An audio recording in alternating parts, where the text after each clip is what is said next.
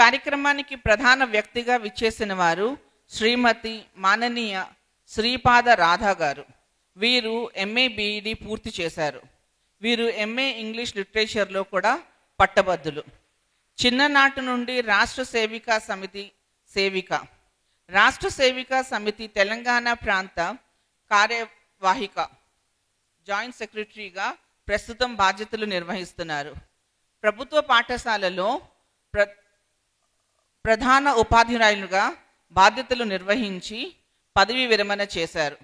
చాలా సామాజిక కార్యక్రమాల్లో తమ వంతు మార్గదర్శనం చూపిస్తూ ఉంటారు. మాననీయ శ్రీ రాధా గారిని సన్మానించవలసిందిగా కోరుతున్నాను.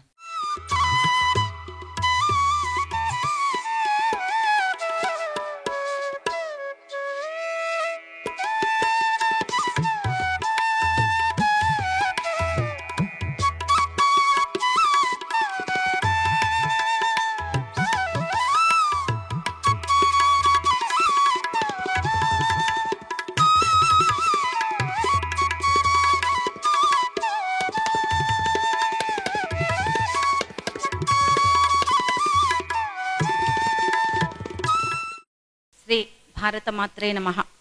మన వేదిక మీద శోభాయమానంగా వెలుగుతూ ఉన్నటువంటి భారతమాత చిత్రపటానికి నమస్కరిస్తూ, అపర సరస్వతీమూర్తులు ఈ వేదిక మీద విలసించి ఉన్నారు, వేదికని అలంకరించి ఉన్నారు. పెద్దలు, అనుభవజ్ఞులైనటువంటి వారు, ఒక పక్కన వైద్యులు, ఒక పక్కన న్యాయవాదులు, రాజకీయ క్షేత్రంలో ఉన్నటువంటి వారు, సామాజిక క్షేత్రంలో ఉన్నటువంటి వారు, ఇట్లా ఒక వివిధత కనిపిస్తున్నటువంటి ఈ సరస్వతి పీఠములో ఉన్నటువంటి సరస్వతి వేదికకి మనసారా నమస్కరిస్తూ, అంతే శోభాయమానంగా వేదిక ముందర కూడా అపర సరస్వతీమూర్తుల్లాగా విరాజిల్లుతున్నటువంటి మాతృమూర్తులందరికీ కూడా నమస్సుమాంజలు. ముందుగా మీకు అందరికీ ఒక అభయం అయితే ఇస్తున్నాను. 1 గంట అవుతోంది. ఇప్పుడు 2వ కాలాంశం సరిగ్గా భోజనానికి ముందర నాకు మైక్ ఇచ్చారు మాట్లాడమని. భయం అయితే వద్దు, ఆకలి వేయక ముందే నేను విరమిస్తాను. అయితే ఇప్పటికే ఆకలేస్తుంటే ఏం చేయాలి అని ఒక ప్రశ్న ఈ పాటికి వచ్చేస్తూ ఉంటుంది మనసులో. పొద్దున ఎప్పుడో బయలుదేరి వచ్చాము, అల్పాహారం కూడా సరిగ్గా చేశారో లేదో, ఇప్పుడు చూస్తే ఇప్పుడు మొదలు పెడితే ఇది ఎప్పుడు తీరుతుంది అని. అయితే ఏంటంటే ఈ భౌతిక అవసరాలకి మించినటువంటి ఆకలి ఒకటి ఉంటుంది ప్రతి ఆత్మకి కూడా. ఆకలి పొట్టకి ఉంటుంది, దాంతోపాటు ఆ ఆకలి తీరిన తర్వాత తీరక ముందు కూడా ఆత్మకి ఒక ఆకలి ఉంటుంది. అది ఈ దేశపు సంస్కృతి. ఉదయం నుంచి మనం మాట్లాడుతూ ఉన్నాం అనేకమైనటువంటి విషయాలు. ఆ ఆత్మ యొక్క ఆకలి కూడా తీర్చాల్సిన బాధ్యత ఈ జీవుడికి ఉంది. కాబట్టి మనమందరం జీవులం, మనమందరం కూడా ఆత్మకి ఉన్నటువంటి ఆకలి తీర్చే విధానంలో భాగంగానే ఇవాళ కార్యక్రమానికి వచ్చాం. పొద్దున్న నుంచి అందరం చెప్పుకుంటూ ఉన్నాం, అనేక కార్యక్రమాలు ఉన్నాయి, ఫంక్షన్లు ఉన్నాయి, అయినా అక్కడికి వెళ్లకుండా ఇక్కడికి వచ్చాము అంటే మన ఆత్మ ఇది కోరుకుంటోందని అర్థం. ఎందుకంటే శివుడి ఆజ్ఞ లేకుండా చీమ కూడా కుట్టదు, కదలదు. మనం ఇంత పెద్ద ఆకారం వేసుకుని మనమేం చీమలం కాదు. మనకి ఆలోచన ఉంది, బుద్ధి ఉంది. ఇంత బుద్ధి ఉండి, ఆలోచన ఉండి, అందమైనటువంటి అలంకరణ పట్ల ఆసక్తి ఉండి, ఇన్ని ఉండి ఇక్కడికి వచ్చాము ఫంక్షన్లు వదిలేసి అంటే మన ఆత్మ ఎందుకు ఈ భూమి మీద జన్మించింది అనే విషయం మనకందరికీ కూడా తెలుసు. దీనినే సువిద్య అంటారు. కాబట్టి మామూలుగా మనం అమ్మవారిని కోరుకునేటప్పుడు ఒక విషయం కోరుకుంటాం, దేహిమే కోమలాం వాచం దేహి కర్మసు నిర్మలం సువిద్యా వైభవం దేహి దేహిమే సత్ సమాగమం. నాకు మంచి వాక్కు నివ్వు తల్లి, నాకు మంచి విద్య నివ్వు. ఈ రెండు పొందటానికి సువిద్యా వైభవం దేహి, ఈ విద్యని నేను పొందటానికి దేహిమే సత్ సమాగమం, 10 మందితో మంచి వాళ్లతో కలిసి కూర్చునేటువంటి అవకాశాన్ని నాకు ఇవ్వు అని మనం అమ్మని ఎప్పుడో అడిగి ఉంటాం. ఆవిడ అవకాశం ఇచ్చింది మనకి. కాబట్టి మన క్షుద్బాధని మర్చిపోయి ఎక్కువ సమయం కాదు, కొద్దిసేపు మాత్రమే మనం విషయాలను తీసుకునేటువంటి ప్రయత్నం చేద్దాం. ఎందుకంటే అసలు ఈ రోజున మొదటి కాలాంశం తర్వాత ఎవరు నేను కూర్చోరనుకున్నా, అంతటి ప్రభంజనంలాగా సాగింది మాన్య సీతా గాయత్రి అక్కగారి బౌద్ధిక్ ఉపన్యాసం. ఆ ఉపన్యాసం అయిపోయిన తర్వాత అదే టేక్అవే మెసేజ్ మనకి ఇంటికి వెళ్ళటానికి. కాబట్టి నేనేమనుకున్నానంటే ఎవరు ఉండరు, కేవలం వేదిక మీద కూర్చోవాలి కాబట్టి అంజలి గారు, విజయలక్ష్మి గారు, సులోచనక్క, వరలక్ష్మక్క, మేము 5గురం ఉంటాం. నిర్వహణ చేయాలి కాబట్టి ప్రభ ఉంటుందేమో, ఇంకా మిగిలిన వాళ్ళందరూ వెళ్ళిపోతారు, మేమందరం మండల్లో కుర్చీలు వేసుకుని కాసేపు మాట్లాడుకుంటే అయిపోతుంది అనుకున్నా ఒక సర్కిల్లో. కానీ ఆశ్చర్యంగా ఉంది, కూకట్పల్లి భాగులో అంత గొప్ప ఉపన్యాసం విన్న తర్వాత కూడా మనం ఎందుకు వచ్చాము అనే విషయం మర్చిపోకుండా మళ్ళీ ఇంతమంది వేదిక ముందర ఆసీనులే ఉండడం. ఎందుకంటే ఈ కాలము చాలా విచిత్రమైనటువంటిదమ్మా. అందులోనూ ఈ రోజున, ఈ గత 10-15 రోజుల నుంచి జరుగుతున్నటువంటి 10 రోజుల నుంచి జరుగుతున్నటువంటి ఋతువు ఏదైతే ఉందో ఇది మాఘమాసం ప్రారంభమైంది మనకి. ఈ మాఘమాసం యొక్క విశిష్టత ఏంటి అంటే డైరెక్ట్గా మనం ఏమి ప్రయత్నం చేయకుండానే విశ్వము నుంచి మనకి శక్తి అందుతూ ఉంటుంది. మన ప్రయత్నం ఏం అక్కర్లే, అట్లా పడి ఉంటే చాలు విటమిన్ డి వస్తుంది, అట్లా కాసేపు వాకిట్లో నుంచుంటే చాలు మనకి ఆక్సిజన్ వస్తుంది, అట్లా కాసేపు ఉంటే చాలు మనలో మనకి ఆక్సిజన్ హైడ్రోజన్ తీసుకుని వాటర్ తయారైపోతుంది, ఎనర్జీ తయారైపోతుంది. ఏమాత్రం ప్రయత్నం లేకుండా మనకి శక్తి అందేటువంటి ఒక అద్భుతమైనటువంటి కాలంలో మన కార్యక్రమాన్ని నిర్వహించుకుంటున్నాం. ఈ రోజుకి ఇంకొక విశేషత ఉంది. ఈ రోజున శ్యామలా నవరాత్రుల యొక్క ముగింపు రోజు. మీకు అందరికీ తెలుసు, శ్యామలా నవరాత్రుల ఆరాధన ఎందుకు చేస్తామంటే జ్ఞానానికి ప్రతీక ఆవిడ. జ్ఞాన సంపద కోసం మనం శ్యామలా అమ్మవారిని ఆరాధిస్తూ ఉంటాం. సరిగ్గా అటువంటి జ్ఞాన సమీకరణ కోసం ఇవాళ మీరు మేము కూడా కలిసి ఇక్కడ కూర్చున్నాం. అంటే సరిగ్గా ఇంట్లో కూర్చుని పూజ చేసే వాళ్ళ కంటే, శ్యామలా నవరాత్రులు మొదటి రోజు నుంచి ఈ రోజు వరకు అమ్మవారి ఆరాధన ఇంట్లో చేసే వాళ్ళ కంటే మనం ఎక్కువగా అమ్మవారికి దగ్గరగా ఉన్నాం. ఎందుకంటే డైరెక్ట్గా సన్లైట్ని తీసుకుంటూ ఉన్నాం. జ్ఞాన సముపార్జన కోసం పెద్దల ముందర మనం అందరం కలిసి వేదిక ముందర వేదిక మీద కలిసి కూర్చుని జ్ఞానాన్ని స్వీకరిస్తున్నాం. కాబట్టి ఈ శ్యామలా నవరాత్రుల్లో అందులో ఈ రోజు ఈ కార్యక్రమం జరగటం మన అదృష్టం. ఈ కార్యక్రమంలో మనందరం కలిసి ఉదయం ఒక పెద్ద జ్ఞాన భాండాగారాన్ని మన కళ్ళెదులుగా మూర్తి భవించిన ఆకారంలో చూసాం. వారికి తెలియని విషయం లేదు. వారు అందించినటువంటి విషయాల యొక్క చింతన మనకి జీవితాంతం సరిపోతుంది. నిజంగా చెప్పాలంటే ఉదయం వారు ఇచ్చినటువంటి విషయాలని చింతన చేసుకుంటే చాలు మనకి జీవితకాలం సరిపోతుంది. అయితే కేవలం చింతన చేస్తే సరిపోదు, చింతన చేసిన తర్వాత దాన్ని కార్యరూపంలోకి దార్చాలి అని చెప్పడం కోసమే ఈ చివరి కాలాంశం. ఎందుకంటే అవి మనస్సులో తిరుగుతూనే ఉన్నాయి, ఆ విషయాలు ఆలోచిస్తూనే ఉన్నాము. మన థాట్ ప్రవోకింగ్గా ఉండింది పొద్దున్న జరిగినటువంటి ఉపన్యాసం. అయితే థాట్ కేవలం సరిపోదు, డీడ్లోకి దాన్ని తీసుకురావాలి, కార్యాచరణలోకి తీసుకురావడం కోసం ఈ ముగింపు కాలాంశాన్ని అంటే 2వ కాలాంశాన్ని మన యోజనలో భాగంగా తీసుకోవడం జరిగింది. సరే, ఎట్లాగో శ్యామలా నవరాత్రులు అమ్మవారి ప్రస్తావన వచ్చింది కాబట్టి ఒక చిన్న కథ చెప్పుకుని ముందుకెళ్దాం. కథలు వింటే ఆకలి వెనక్కి వెళ్ళిపోతుంది కాబట్టి ఒక చిన్న కథ చెప్పుకుందాం. అసలు లలిత అమ్మవారి ఆవిర్భావం జరగడం వెనక ఎందుకు ఆవిడ ఆవిర్భవించింది అనడానికి చెప్తారు. దేవతలకి అసురులకి కూడా సంగ్రామం జరుగుతూ ఉంటుంది, ఎప్పుడు మంచికి చెడుకి జరుగుతూనే ఉంటుంది. అట్లా సురాసురుల సంగ్రామం జరిగేటప్పుడు అందరూ కూడా చాలా వీరత్వంతో శౌర్యంతో యుద్ధం చేస్తూ ఉన్నారు. అకస్మాత్తుగా ఒక విచిత్రమైనటువంటి వాతావరణం ఆ యుద్ధ రంగంలో ఉన్న వాతావరణంలో వ్యాపించింది. అదేంటంటే యుద్ధం చేస్తున్నటువంటి రాక్షసులకేమో బలం పెరిగిపోతుంది, అదే యుద్ధం చేస్తున్నటువంటి దేవతలకి ఒక విచిత్రమైనటువంటి నిరాసక్తత, నిర్లిప్తత, నిర్వీర్యత ఆవరించింది. అదేంటంటే ఎందుకు యుద్ధం చేయాలి మనం? ప్రతిసారి దేవతలకి దానవులకి జరుగుతూనే ఉంటుంది. ప్రతిసారి మనం పడి యుద్ధం చేస్తాం, కొద్ది రోజులకి మనం గెలుస్తాం, మళ్ళీ కొన్ని రోజులకి ఏం జరుగుతుంది? రాక్షసులు మళ్ళీ బలం పెంచుకుంటారు, మళ్ళీ మన మీద యుద్ధానికి వస్తారు, మళ్ళీ మనం యుద్ధం చేస్తూనే ఉండాలి. అసలు యుద్ధం చేయకపోతే ఏమవుతుంది?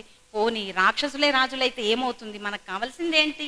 ప్రపంచమంతా సుభిక్షంగా ఉండడం. బ్రిటిష్ వాడు పరిపాలిస్తే ఏంటి, హిందువులు పరిపాలిస్తే ఏంటి, ఎవరన్నా పరిపాలించని, మన బొజ్జ నిండిందా లేదా, మన దేవతాగణం సంతృప్తిగా మనకు కావాల్సిన ఆహుతులు దొరుకుతున్నాయా లేదా, ఇట్లా అనుకుంటే సరిపోతుంది కదా. అసలు ఎందుకు వచ్చిన యుద్ధము అనేటువంటి ఒక ధర్మగ్లాని అంటారు, అంటే ఎందుకు ఈ పని చేయాలి అనేటువంటి నిర్లిప్తత ఆ దేవతాగణంలో వ్యాపించింది. ఇది అంటే ముఖ్యమైనటువంటి ఆవరణలో ఉన్న దేవతలకు కాదు, వారాహి మొదలైనటువంటి దేవతలందరూ కూడా ముఖ్యమైనటువంటి ఆవరణలో ఉంటారు. బయటి ఆవరణలో ఉన్నటువంటి దేవతలందరికీ ఈ నిర్లిప్తత వ్యాపించింది. దీనికి కారణం ఏంటి అని ఎవరికి అర్థం కాలేదు. అసలు వాళ్ళకి ఒక నిర్లిప్తత ఆవరించిందనే విషయమే తెలియలేదు. ఆలోచిస్తున్నారు ఎందుకు చేయాలి యుద్ధం అది ఇదని. కానీ ఇది చూస్తున్నటువంటి అమ్మవారికి అర్థమైంది, ఎందుకు ఇట్లా తయారైపోతున్నారు వీళ్ళందరూ. ఎందుకంటే తల్లి సంకల్పం, అది తల్లి సంకల్పమే ఆ యుద్ధానికి కారణమైంది. అసలు అట్లాంటిది నేను ఇంత సంకల్పించి వీళ్ళందరినీ యుద్ధరంగంలో నుంచోబెడితే వీళ్ళేంటి ఇట్లా నిర్వీర్యులైపోతున్నారు, ఎందుకు వీళ్ళు ఇట్లా తయారవుతున్నారు అనేటువంటి ఒక ఆలోచన ఆవిడకి వచ్చింది. ఆవిడకి వచ్చిన తర్వాత ఆవిడ అయ్యవారి వైపు చూసింది, ఏంటి స్వామి ఇది అని. ఆయన అమ్మవారి వైపు చూశాడు, ఇద్దరు ఒకరి చూపులు ఒకరికి కలిసిన తర్వాత ఇద్దరికి పెదవుల మీద ఒక చిరునవ్వు విరిసింది. అంటే అది ఎందుకు వచ్చిందో వాళ్ళిద్దరికీ కూడా అర్థమైంది. వాళ్ళిద్దరి చిరునవ్వును చూసినటువంటి బుజ్జి గణేశుడు నాడు అక్కడ కొడుకు, అతనికి అర్థమైంది, తన కర్తవ్యం ఏంటో తెలిసింది. తల్లి తండ్రి ఇద్దరి చిరునవ్వుల యొక్క వికాసంలో నుంచి ఒక కర్తవ్య స్ఫురణ కొడుకుకి కలిగింది. అతను ఏం చేశాడంటే లేచి మహాగణేశుడైనాడు. అంతకుముందు చిన్న వినాయకుడు. ఎప్పుడైతే ఈ సంకల్పం, ఈ వికాసం తల్లిదండ్రుల దగ్గర నుంచి అతనికి అందిందో మహాగణేశుడైనాడు, లేచి నిలబడ్డాడు. మహాగణేశ నిర్భిన్న విఘ్నయంత్ర ప్రహర్షిత అనేటువంటి వాక్యం మనకి లలితా సహస్రనామంలో వస్తుంది. ఈ మహాగణేశుడు లేచి ఏం చేశాడంటే ఈ నిర్వీర్యతకి కారణమైనటువంటి ఒక యంత్రం ఉంది. ఆ యంత్రాన్ని విశుక్రుడు అనేటువంటి రాక్షసుడు ఒక చోట పాతిపెట్టాడు, ప్రతిష్ఠించాడు. ఎప్పుడైతే ఆ యంత్రం అక్కడ ప్రతిష్ఠించబడిందో దేవతలందరికీ కూడా ఈ అలసత్వము, నిర్వీర్యత లాంటి లక్షణాలన్నీ వచ్చినాయి. వినాయకుడికి తెలుసు, ఆయన బుద్ధిజీవి కాబట్టి తెలిసింది. మహాగణేశుడైనాడు, లేచి ఆ విఘ్న యంత్రాన్ని విధ్వంసం చేశాడు, నిర్భిన్నం చేశాడు. అది చూసినటువంటి తల్లిదండ్రులకి గొప్ప వికాసం కలిగింది. ప్రహర్షిత, అమ్మవారు చాలా ఆనందంగా నవ్వింది. ఆ ఆనందం చూసినటువంటి ముల్లోకాలు పరమ ఆనందంతో పరవశించిపోయినాయి. ఆ వికాసము విశ్వములో అంతటా వ్యాపించింది. ఏదైతే అమ్మవారి చిరునవ్వులో నుంచి ఒక వికాసము విశ్వ చైతన్యంగా వ్యాపించిందో ఆ విశ్వ చైతన్యానికి 2 రూపాలు ఏర్పడ్డాయి, స్త్రీ పురుషులు. ఇది పొద్దునుంచి మనం వింటూ ఉన్నాం. అర్ధనారీశ్వర తత్వం అంటాం దీన్ని. అంటే ఒకటే శరీరంలో స్త్రీత్వము ఉంది, పురుషత్వం ఉంది. ఈ మధ్య ఇప్పుడిప్పుడు సైన్స్లో అంటే మనం భగవంతుడిని చేరుకోవటానికి సైన్స్ ఒక మార్గం. రకరకాలుగా పరిశోధనలు చేస్తూ ఉన్నటువంటి వాళ్ళు చెప్తున్నారు ఇప్పటి స్టడీస్ ప్రకారం ఒకటే శరీరంలో కుడివైపు భాగంలో పురుషత్వం యొక్క శక్తి ఉంటుంది, ఎడమవైపు భాగంలో స్త్రీత్వపు శక్తి ఉంటుంది. కాబట్టి మనం ఎవరి మీద ఎవరు అధికారం చెలాయించాలి, ఎవరు ఎవరికి సమానము, ఎవరు ఎవరిని అణగదొక్కుతున్నారు, ఎవరు ఎవరిని గెలుస్తున్నారు, ఇదంతా కూడా మనకు మనస్సు కల్పించేటువంటి ఒక భ్రమ. ఈ మనస్సు కల్పించేటువంటి భ్రమకి కారణం ఈ సమాజంలో కొన్ని దుష్టశక్తులు లేకపోతే విశుక్రుడు అనేటువంటి అనేక రాక్షసులు స్థాపించినటువంటి విఘ్న యంత్రాలు ఇంకా అక్కడక్కడక్కడక్కడ ఉన్నాయి. మరి మనం ఏం చేయాలి? ఇందాకనే తెలుసుకున్నాం. పొద్దున విన్నటువంటి ఉపన్యాసం విన్న తర్వాత ఆ యంత్రాన్ని ఎట్లా నిర్భిన్నం చేయాలో మనం నేర్చుకోవాలి. ఆ నేర్చుకోవడం కోసమే ఈ 2వ కాలాంశం. ఈ వికాసము మనలో కలిగినప్పుడు ఆ పాతిపెట్టబడినటువంటి విఘ్న యంత్రాన్ని మనం తొలగించగలుగుతాం. ఈ వికాసం అంటే ఏంటి అసలు? ఇందాక నుంచి మనం వికాసము, భారతీయ వికాసము, భారత రాష్ట్రం వికాసం పొందాలంటే ఒక మహిళగా మనం ఏం చేయాలి అని ఆలోచించడానికి కూర్చున్నాం. అసలు వికాసం అంటే ఏంటి? వికాసము అంటే అభివృద్ధి, డెవలప్మెంట్. ఒక మొగ్గగా ఉన్నటువంటిది పరిపూర్ణ వికసిత వ్యక్తిత్వంతో పుష్పముగా మారితే దాన్ని మనం వికాసము అంటాం. ఇది అనేక రకాలుగా నిర్వచించబడుతూ ఉంటుంది. భౌతిక వికాసం ఉంటుంది. ఒక రాష్ట్రం యొక్క భౌతిక వికాసము అంటే ఇన్ఫ్రాస్ట్రక్చర్ డెవలప్మెంట్, అందమైనటువంటి జాతీయ రహదారులు, సురక్షితమైనటువంటి ప్రయాణము, జీవన విధానము, మంచిగా సుఖంగా మనం అనుభవించేటువంటి ఒక జీవన విధానము, అంతటి ఆర్థికపరమైనటువంటి వెసులుబాటు, సుస్థిరమైనటువంటి రాజకీయ పరిపాలన, సుస్థిరమైనటువంటి భద్రతతో కూడినటువంటి ఆర్థిక వ్యవస్థ, ఇవన్నీ కలిపితే మనం ఒక రాష్ట్రం యొక్క అంటే ఒక దేశం యొక్క భౌతిక వికాసము అని అనొచ్చు. ఇట్లాంటి భౌతిక వికాసం కలిగినటువంటి దేశాలు ఇవాళ ప్రపంచంలో చాలా ఉన్నాయి. చాలా దేశాలు ఇవాళ ఇటువంటి భౌతికపరమైనటువంటి వికాసంలో ఉన్నాయి. దీనికి 2వ పాయింట్, వికాసము ఇంకొక రకంగా ఎలా ఉంటుంది? భౌతికపరమైనటువంటి వికాసము, ఆర్థికపరమైనటువంటి వికాసము దాదాపుగా 2 కలిసే ఉంటాయి. ఎక్కడైతే ఆర్థిక పరంగా గొప్పగా ఉంటుందో అక్కడ భౌతికపరమైనటువంటి వికాసం కూడా కలుగుతుంది. అయితే ఈ ఆర్థిక వికాసం కోసమో భౌతిక వికాసం కోసమో ఇవాళ ప్రపంచం భారతదేశం వైపు తిరిగి చూడటం లేదు. భారతదేశం వైపు మొత్తం ప్రపంచం తల ఎత్తి ఇవాళ ఎందుకు చూస్తోంది అంటే ఇక్కడ ఉన్నటువంటి ఇంకొక వికాసం ఉంది. కేవలం మన దేశానికి మాత్రమే సాధ్యమైనటువంటి ప్రత్యేకించబడినటువంటి వికాసం, దాని పేరు ఆధ్యాత్మిక వికాసము.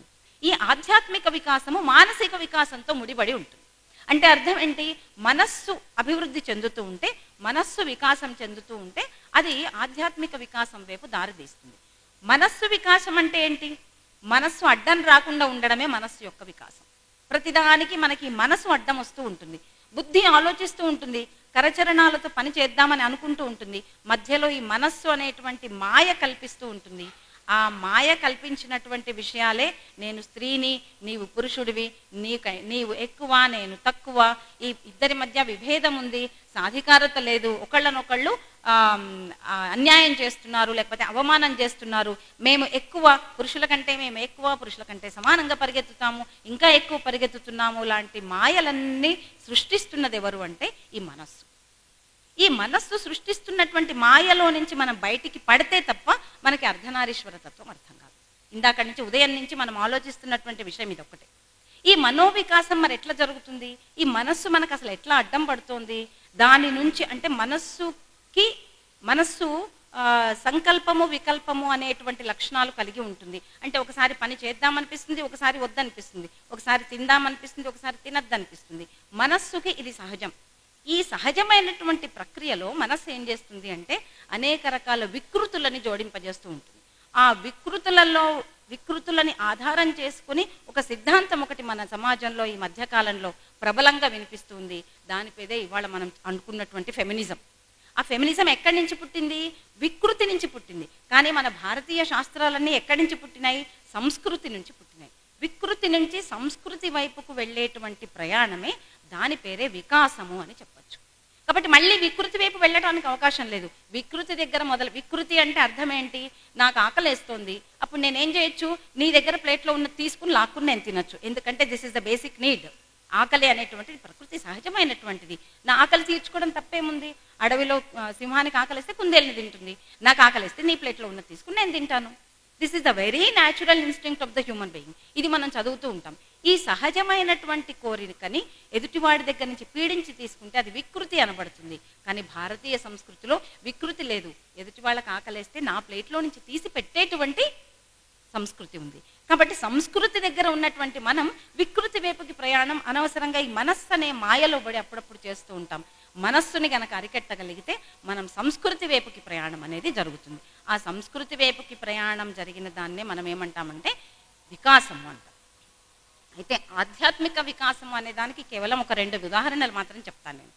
ఒకటి ఏంటంటే 1500 సంవత్సరంలో 1528లో అద్భుతంగా విలసిల్లుతూ ఉన్నటువంటి సాక్షాత్తు లవకుశులు కట్టించినటువంటి ఒక రామాలయాన్ని ఒక ముష్కరుడు బాబర్ అనేటువంటి వాడు దాన్ని కూల్చేశాడు. అంతకు ముందు అక్కడ రామాయణం జరిగింది. రాముడు ఉన్నాడు, దశరథుడు ఉన్నాడు. అక్కడ ఉన్నటువంటి భూమి, అక్కడ ఉన్నటువంటి సరయూ నది నీళ్లు, అక్కడ ఉన్నటువంటి గాలి, అక్కడ ఉన్నటువంటి ఆకాశము, అక్కడ ఉన్నటువంటి అగ్ని, ఇవన్నీ ఆ రామాయణానికి ప్రత్యక్ష సాక్షులు. వాళ్ళు చూశారు, అక్కడ రామాయణం జరగడం చూశారు. దశరథుడు రాముణ్ణి అడవికి పంపించడం చూశాడు. తెల్లారితే నీకు పట్టాభిషేకం అని చెప్పినటువంటి తండ్రి చాలా ఆనందంగా ఆ వార్తను తీసుకెళ్లి పడుకున్నాడు. పొద్దున్నే నాయన పట్టాభిషేకం లేదు, అడవికి బొమ్మన్నారు. అంతే ఆనందంగా అడవికి వెళ్ళిపోయినాడు. సుఖమును దుఃఖమును సంతోషాన్ని విషాదాన్ని సమస్థితిలో తీసుకున్నటువంటి మహాపురుషులు పుట్టినటువంటి భూమి అయోధ్య. అక్కడి భూమి దానికి సాక్ష్యంగా నిలబడింది. దశరథుడు అట్లా, రాముడు అట్లా తమ్ముడితో భార్యతో కలిసి వెళ్తుంటే వెక్కి వెక్కి ఏడ్చినటువంటి జనానికి ఆ నది సాక్షి, ఆ అయోధ్య యొక్క మట్టి సాక్షి. ఇవాళ కూడా ఆ మట్టిలో ఆ పరిమళం మనకి కనిపిస్తూ ఉంటుంది. ఆ నీళ్లలో ఆ వాయువు మనల్ని తగులుతూ ఉంటుంది. ఇది చాలా, అంటే నేను ఎందుకు ఇంత ఉద్వేగపూరితంగా చెప్తున్నానంటే, నేను మొన్న అయోధ్య వెళ్ళి వచ్చాను. ఆ రాముడు నడయాడినటువంటి స్థలంలో నేను కాలు పెట్టి వచ్చాను. ఆ సరయూ నది నీళ్లను చూశాను. ఆ గాలి, రాముణ్ణి తగిలినటువంటి గాలి మళ్ళీ నన్ను తాకింది. సీతారాములను చూసినటువంటి నీళ్లు మళ్ళీ నన్ను చూసినాయి. ఆ ఆకాశం మళ్ళీ మమ్మల్ని చూసింది అనేటువంటి భావోద్వేగంతో అయోధ్యని దర్శించి వచ్చాను. వచ్చిన తర్వాత నాకు అర్థమైంది ఆధ్యాత్మిక వికాసం అంటే ఏంటి. రామాయణం జరిగిన చోట 15th సెంచరీలో ఎప్పుడైతే రాముడి ఆలయం, అక్కడ రాముడు పుట్టలేదు అనే పేరుతోటి రాముడి ఆలయాన్ని ధ్వంసం చేశారో, అక్కడ ఉన్నటువంటి పంచభూతాలకి ఒక సంకల్పం కలిగింది, ఖచ్చితంగా ఇక్కడ భవ్యమైనటువంటి రామమందిర నిర్మాణం జరగాల్సిందే. అది అద్భుతమైన వికాసానికి దారితీసింది. ఇవాళ అక్కడికి వెళ్ళి చూస్తే మనకి నిజంగా మళ్ళీ అప్పటి రాముడి మందిరం కంటే చాలా భవ్యమైనటువంటి రామమందిరాన్ని ఇవాళ మనం చూడగలుగుతున్నాం. ఎందుకంటే దీనికి ఇంత గొప్ప వికాసానికి జ్ఞాపక శక్తి అనేటువంటిది ఒకటి ఉంటుంది చూసారా, అది మూలభూతమైనటువంటిది. చాలా విషయాలు మనం మర్చిపోకుండా మళ్ళీ మళ్ళీ ఎందుకు చెప్పుకుంటామంటే అందుకే. అక్కడ ఉన్నటువంటి మట్టి ఆ గోపురాన్ని పడగొట్టినటువంటి రామ్ శరత్ కొఠారీల బలిదానాన్ని గుర్తుపెట్టుకుంది. అక్కడ ఉన్నటువంటి మట్టి వాళ్ళ అమ్మల హృదయ ఆవేదనని గుర్తుపెట్టుకుంది. అప్పుడే ఆ భూమి సంకల్పించుకుంది, ఎవరు రాముడి ప్రతిష్ఠ చేయాలి, రాముడి పూజ ఎవరు చేయాలి, రాముడి విగ్రహం ఎవరు తయారు చేయాలి, అక్కడ మొదటి ఆ గర్భగుడిలోకి మొదటి ప్రవేశం ఎవరు చేయాలి, ఆ పుత్రులని భూమి అప్పుడే ఎంచుకుంది. ఇవాళ వాళ్ళని మనం కళ్ళ ముందర మనం సాక్షాత్కారం చూస్తూ ఉన్నాం. భూమి సంకల్పిస్తే జరగనిది ఈ సృష్టిలో లేదు. ఆ భూమి స్త్రీకి ప్రతీక కాబట్టి స్త్రీ సంకల్పిస్తే ఎట్లయితే అమ్మవారి సంకల్పంలో నుంచి మనకి ప్రహర్షిత విఘ్నయంత్రాన్ని విచ్ఛిన్నం చేసేటువంటి గణేశుడు జన్మించాడో, అట్లాగే భూమి సంకల్పిస్తే పడిపోయినటువంటి రామ మందిరం ఇవాళ తల ఎత్తుకుని లేచి నిలబడింది. మొత్తం ప్రపంచానికి ఇవాళ అయోధ్య ప్రకటిస్తోంది. అప్పుడెప్పుడో పట్టాభిషేకం ఆపేశాం, కానీ ఇవాళ మా రాముడికి రోజు పట్టాభిషేకమే. ఏం చేస్తారో చేసుకోండి పొండి. ఇది ఎవరి సంకల్పము? భూమి యొక్క సంకల్పం. ఆ భూమి సంకల్పానికి ఎవరు మరి తోడివ్వాలి? భూమి మీద పుట్టి పెరుగుతూ ఉన్నటువంటి వాళ్ళు, ఈ భూమిలో పుట్టినటువంటి మట్టిని మనం శ్వాసగా పీలుస్తున్నటువంటి వాళ్ళు, ఈ భూమిలో వచ్చేటువంటి ఆహారాన్ని తింటున్నటువంటి వాళ్ళం. మనము ఆ సంకల్పానికి ఆశ్వాసన ఇచ్చినప్పుడు అప్పుడెప్పుడో కన్నటువంటి కళ ఈ రోజున సాకారమైంది. ఒక దేశము యొక్క ఆధ్యాత్మిక వికాసము అంటే ఇది. అట్లాగే ఆధ్యాత్మిక వికాసం ఒక మనిషిలో ఉంటే ఎట్లా ఉంటుందో ఒక చిన్న ఉదాహరణ చెప్తాను. 1867లో 1867 సంవత్సరంలో అక్టోబర్ 28వ తేదీన ఐర్లాండ్ దేశంలో ఒక చిన్న పాప పుట్టింది. ఈ పాటికి ఎవరు అర్థమై ఉంటుంది మీకు అందరికీ కూడా. ఆ పాప పుట్టినప్పటి నుంచి ఆ ఇల్లు తనది కాదు అని అనిపిస్తూ ఉండేది, ఆ దేశం తనది కాదు అనిపిస్తూ ఉండేది. ఎప్పుడో నేను నా స్వగృహానికి వెళ్ళాలి, నా దేశానికి వెళ్ళాలి అని ఆ అమ్మాయికి అనిపిస్తూ ఉండేది. అట్లా పెరుగుతూ పెరుగుతూ ఉంటే 4-5 సంవత్సరాల పాప పెరిగేటప్పటికి ఒకసారి భారతదేశం నుంచి ఒక ఆయుర్వేద వైద్యుడు ఒక ఆయన వచ్చాడు వాళ్ళ ఇంటికి, ఒక మూలికా వైద్యుడు వచ్చి ఆ పాపని చూసి చెప్పాడు, ఇంత విశాలమైనటువంటి పాలభాగము ఉన్నటువంటి పాప ఈ దేశపు పాప కాదు, ఖచ్చితంగా ఈ పాప భారతదేశానికి వెళ్ళవలసి ఉంటుంది. ఈ అమ్మాయి జన్మ ఇక్కడ కాదు, ఈ అమ్మాయి జన్మ యొక్క జన్మ జరిగింది, దాని సార్థకత మాత్రం ఎక్కడ జరగాలంటే భారతదేశానికి వెళ్ళాలి అని. అప్పుడు ఆ పాప అడిగింది, భారతదేశం అంటే ఏంటి అని అడిగింది. ఎందుకంటే ఏం తెలియదు ఆమె. ఈయన తన పెట్టెలో నుంచి బ్యాగులో నుంచి భారతదేశ పటాన్ని తీసి చూపించాడు. ఆ భారతదేశం పటం చూసినటువంటి ఆ పాపకి సాక్షాత్ జగజ్జనని ఆకారం చూస్తున్నట్టుగా అనిపించింది. ఎప్పుడెప్పుడు నేను ఆ జగజ్జనని దగ్గరికి వెళ్తాను, ఎప్పుడెప్పుడు నా శరీరాన్ని నేను భారతదేశంలో ఉంచగలుగుతాను అని తప్పించిపోయింది. నిజానికి ఏం తెలుసు 5 ఏళ్ల పాపకి? ఆ 5 ఏళ్ల పాపకి ఈ విషయం తెలిసి ప్రతిరోజు ఆ అమ్మాయి ఏం చేసేదంటే ఆ పెట్టెలో నుంచి భారతదేశ పటాన్ని తీసుకుని కళ్ళకద్దుకుని ముద్దు పెట్టుకుని ఒకసారి దాంట్లో పెడుతూ ఉండేది. ప్రతిరోజు తన కళని సాకారం చేసుకోవడానికి దాన్ని నిరంతరం స్మరణ చేసుకుంటూ ఉండేది. అట్లా తపస్సు చేస్తూ ఉన్నటువంటి అమ్మాయి ఒక 17-18 సంవత్సరాలు వచ్చేటప్పటికి భారతదేశం నుంచి ఒక యోగి పొంగవుడు వెళ్ళాడు అక్కడికి. ఆయన పేరే స్వామి వివేకానందుడు. ఆమె ఎవరో ఈ పాటికి తెలిసిపోయి ఉంటుంది అందరికీ కూడా. ఆమె పేరేంటి? సోదరి నివేదిత. పుట్టినప్పటి నుంచి 17 సంవత్సరాలు ఎదురు చూసింది, ఎప్పుడు వెళ్తానని. వివేకానందుడు రాగానే ఆయన్ని కలిసింది, నేను భారతదేశానికి వస్తాను, భారతదేశానికి వచ్చి అక్కడి వాళ్ళకి సేవ చేస్తాను అని అడిగింది అమ్మాయి. అయిపోయింది. భారతదేశానికి వస్తాను అంటే వివేకానందుడు తీసుకొచ్చేవాడేమో, కానీ అమ్మాయి ఏమడిగింది? భారతదేశానికి వచ్చి అక్కడి వాళ్ళకి నేను సేవ చేస్తాను అంది. నేను సేవ చేస్తున్నాను అనే భావనలోనే అహంకారం ఉంది. అంటే సేవ చేయించుకునే వాళ్ళు వేరు, నేను చాలా పై స్థాయిలో ఉన్నాను, నేను సేవ చేస్తూ ఉంటాను. చాలామంది ఇవాళ మన సమాజంలో మాట్లాడుతూ ఉంటారు, మేము చాలా సేవా యాక్టివిటీస్ చేస్తామండి. అంటే సేవ చేయించుకోవడానికి ఒకటి రెడీగా ఉండాలి, నేను చాలా పై స్థాయిలో ఉండి నీకు సేవ చేస్తాను. ఈ అహంకార భావన ఎప్పుడైతే పొడసూపిందో వివేకానందుడు చెప్తాడు, నీకు ఇప్పుడప్పుడే భారతదేశానికి రావటానికి అర్హత లేదు, నువ్వు ఇంకా వికసించాలి, నీలో ఇంకా వికాసం జరగాలి. అప్పటి నుంచి ఆమె నేర్చుకుంటూ ఉంటుంది, అహంకారాన్ని పోగొట్టుకుంటుంది, తన కుటుంబంలో ఉన్నటువంటి అక్కచెల్లెల మీద తల్లిదండ్రుల మీద మమకారాన్ని పోగొట్టుకుంటుంది. తన స్థాపించినటువంటి బాలికా విద్యాలయం ఉంటుంది ఐర్లాండ్లో, దాన్ని కూడా వదిలిపెట్టి రావడానికి సిద్ధపడుతుంది. మళ్ళీ ఒకసారి అడుగుతుంది, స్వామి నేను రావచ్చా భారతదేశానికి అని. అప్పుడు కూడా వివేకానందుడు అంటాడు, నువ్వు ఇంకా సిద్ధం కావాలి, నువ్వు సీత లాంటి అగ్ని పునీతవు కావాలి, అగ్ని పరీక్షని నువ్వు ఎదుర్కోవడానికి సిద్ధం కావాలి, అప్పుడు మాత్రమే నీకు భారతదేశంలో అడుగు పెట్టేటువంటి అర్హత ఉంటుంది. అంతటి వికాసం జరిగిన రోజున నువ్వు భారతదేశానికి వస్తావు అని చెప్తాడు. నిజంగానే దానికోసం తపస్సు చేస్తుంది.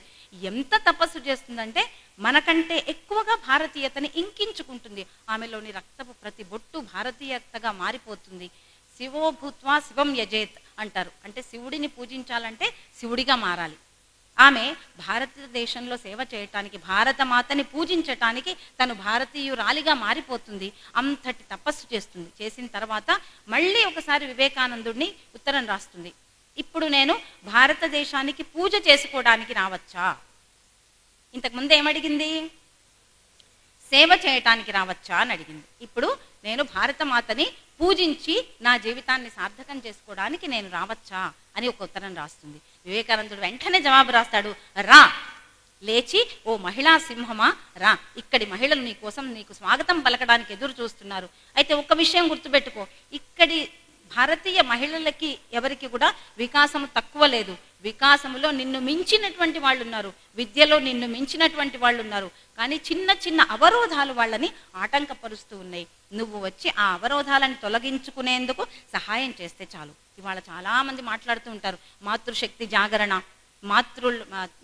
స్త్రీలని ఉద్ధరించవలెను, స్త్రీలని గౌరవించవలెను. నిన్ననే నేను ఒక మహానుభావుల వారి ఉపన్యాసంలో విన్నాను, మహిళలని మీరు ఉద్ధరించేదేంటి, వాళ్ళని వాళ్లే ఉద్ధరించుకుంటారు, అంతేకాదు మన ఉద్ధరణ కూడా చేస్తారు అని చెప్పారు ఒక ఆయన మహానుభావుడు.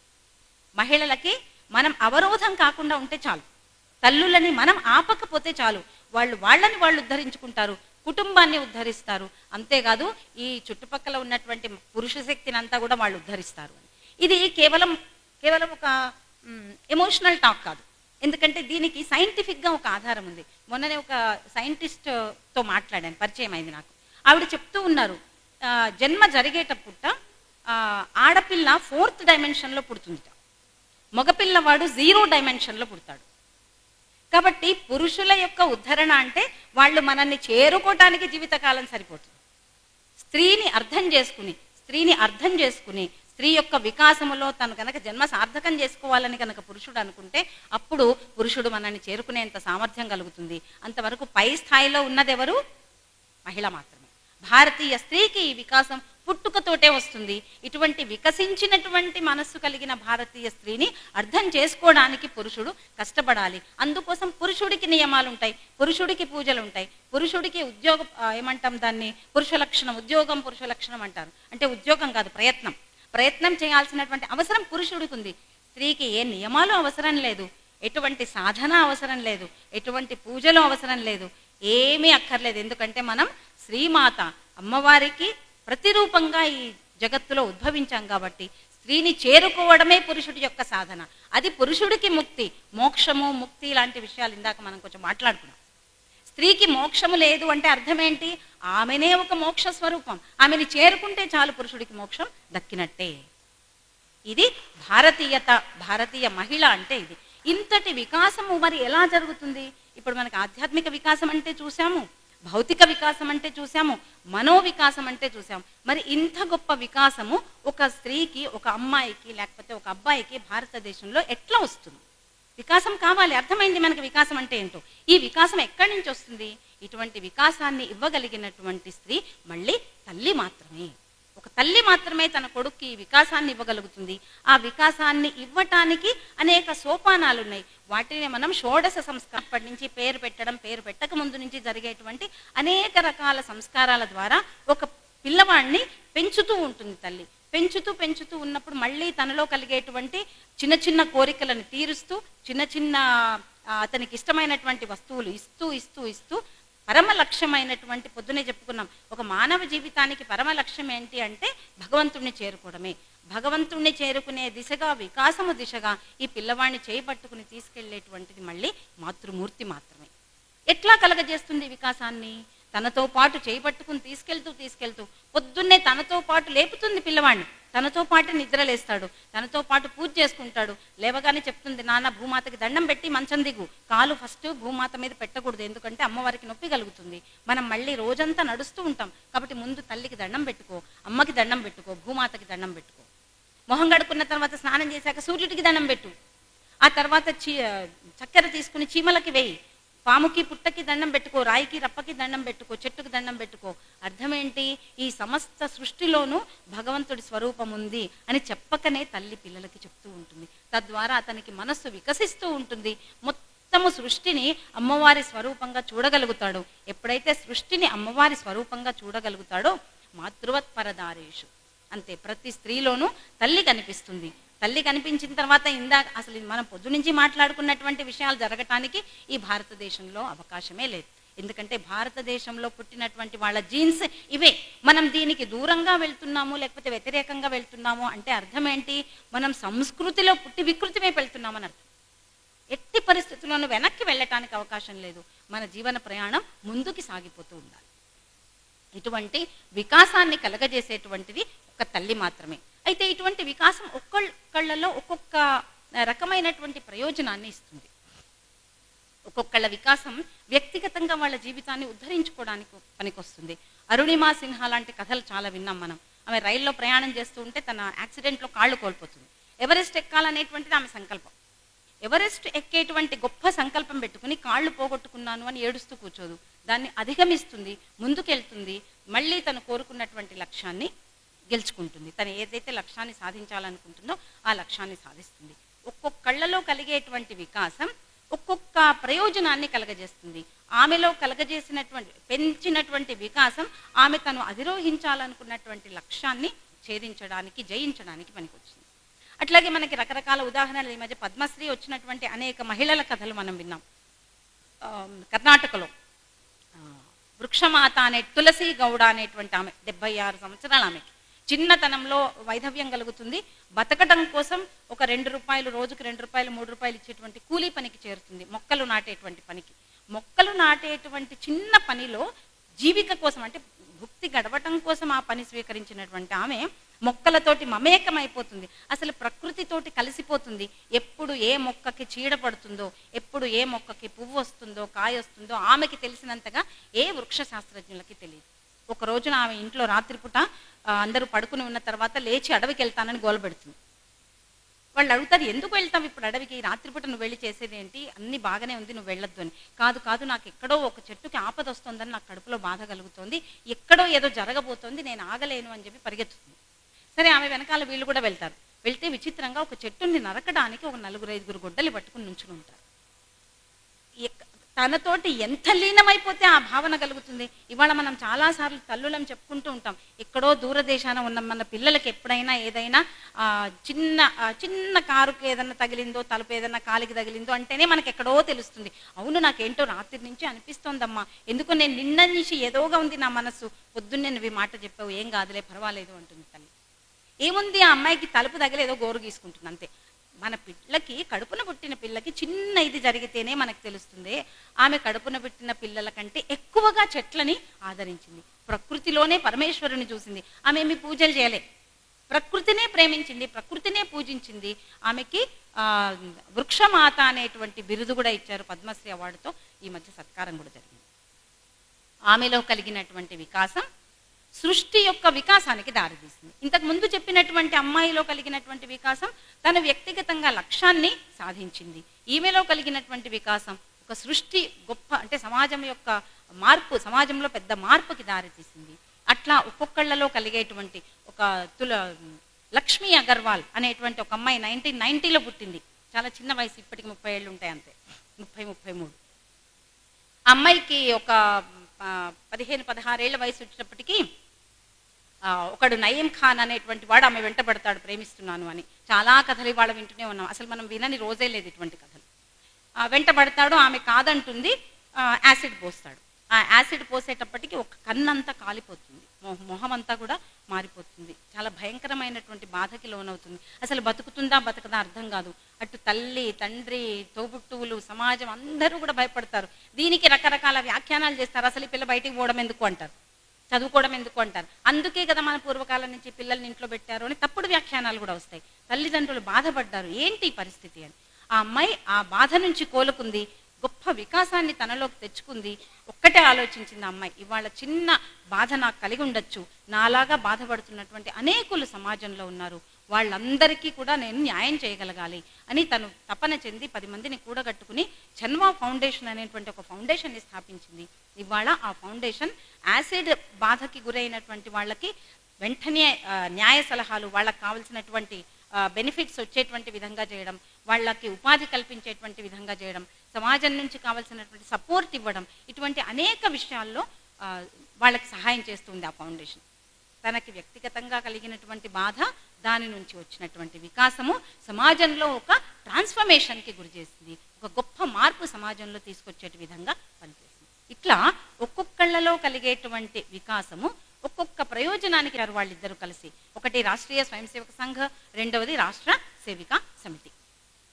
వాళ్లల్లో కలిగినటువంటి వికాసం ఆలోచించారు, ఎందుకు ఇట్లా జరిగి. పొద్దున సీతక్క చెప్పారు, సీతాదేవి అంత గొప్ప వంశంలో పుట్టి శారీరకంగా అంత సమర్థత కలిగి గొప్ప జ్ఞాన సంపద కలిగి కూడా ఒక 11 నెలలు రావణాసురుడి చెరలో ఉండాల్సి వచ్చింది. అట్లా జరగకూడదు అంటే ఆమెలో ఆత్మబలాన్ని మనం వికసింపచేయాలి. ఇటువంటివి విన్న తర్వాత వందనీయ మౌసీజీ కోరుకున్నారు, ఎప్పటికైనా సరే ఈ దేశంలో రాముడు తయారవ్వాలి అంటే ముందుగా సీతలు తయారవ్వాలి.